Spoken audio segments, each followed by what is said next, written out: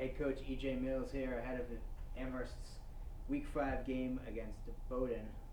Coach, first of all, talk about the wild game that occurred here last week, a double overtime loss to Middlebury. Yeah, I mean, obviously, really disappointed in the loss, and yet, that kid just played their hearts out. We made way too many mistakes, and you have to give Middlebury credit. They forced a lot of those mistakes, but in the end, we came back, we fought back, and so extremely proud of the effort that our kids put forth. We just lost. It was crazy. It was, and we had our chances. Gave up too many big plays again, and in overtime, we made a couple mistakes that you just can't make to win the football game. But hey, we've moved on. We're focused obviously on the Polar Bears, and I got a quote from one of my former players. I'm going to forget the guy who said it, but he's a jiu-jitsu champion, and just said there are no winners and losers. There's winners and learners, and I think we did learn a lot last week in that defeat, and hopefully it's going to propel us to continue to improve as a football team. How do you feel that this situates you now in the NESCAC, and how do you continue to build towards your goal of winning a NESCAC championship this year?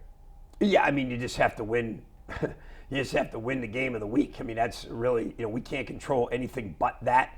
We know this is a tough league, and we know that everybody can beat everybody. So our focus is not anywhere except on Bowdoin at this point.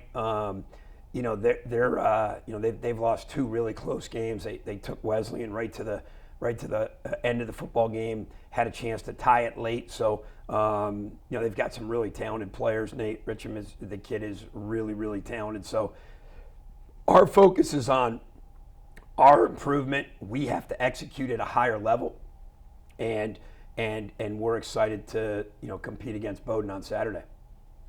In the series against Bowdoin, you have a very, very strong record, but games have gotten closer. Last year was a 10-point game. Where is Bowdoin football at as a program right now? Well, I mean, again, they're going through a bit of a transition. They have, B.J. Amherst, a new head coach, and they have a lot of coaches remaining. But this is a hungry team. I mean, these are they've got a lot of young guys playing. They're talented. They're working incredibly hard, and they always have. So, we expect a team coming in here that'll be well prepared, and they're going to be excited. And they're at a point being 0-4 where, in theory, they have nothing to lose. They don't have a lot of expectation on them. They have expectation, but, and so, to me, this is a dangerous football team. We respect them, and, we've prepared well. We got to have a great Thursday, and see how we execute on Saturday. Talk about the way that the defense has progressed so far this year. Obviously, you gave up 34 points last game, but with turnovers and sort of a crazy game script, that wasn't necessarily unique, or that was unique to this defense this year. Yeah, I mean, I think we've played well in spots, right? But we've just given up too many big plays, and that's not okay. And so that's a combination of coaches and players and communication and things like that. So we've worked hard on that. We're not doing well getting off the field on third down. That's an area of that we've kind of focused on. But there's great effort, and so we're excited to get back out there, so to speak, and continue to apply the things that we've been working on to improve and continue to get better. But it's the defense has just been a little inconsistent and probably offensively as well. So that's what we're trying to minimize, the inconsistencies, and be a little bit more steady and executing at a higher level, more plays. What do you think is going to come down to the key for beating Bowdoin this week specifically? Well, I mean, it's kind of that recipe all the time, right? You got to take care of the football. You got to win the kicking game, and we have to contain the run game. I mean, the kid exploded last week. You're not going to stop him, but you got to contain it. Again, force them to drive the football. And then offensively, we had no chunk plays really against Middlebury. I mean, we had none. We need, offenses need big plays to give them energy, to give them juice, to put points on the board.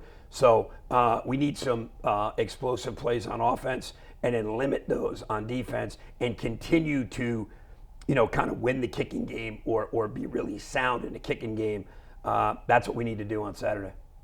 Can you give us one big matchup to watch this weekend? Well, again, I mean, it's their tailback against our defense, right? I mean, that's, their tight end is a really good player. They move him around a lot. And so certainly that's the defensive piece. But offensively, Bowdoin has given up a lot of big plays. And so obviously they're trying to eliminate that. I would say, James O'Regan is always going to be a matchup headache for everybody. He's that good a player. But, Brandon Huff had a phenomenal game last week. Our running back crew, Louis Eckelkamp, Kellen Field, and Paul Jackson is going to get into the action. So, I'd like to see how those guys continue to perform. And our offensive line has done a nice job. They need to continue that. All right, Coach. Well, thanks for taking the time, and good luck this Saturday.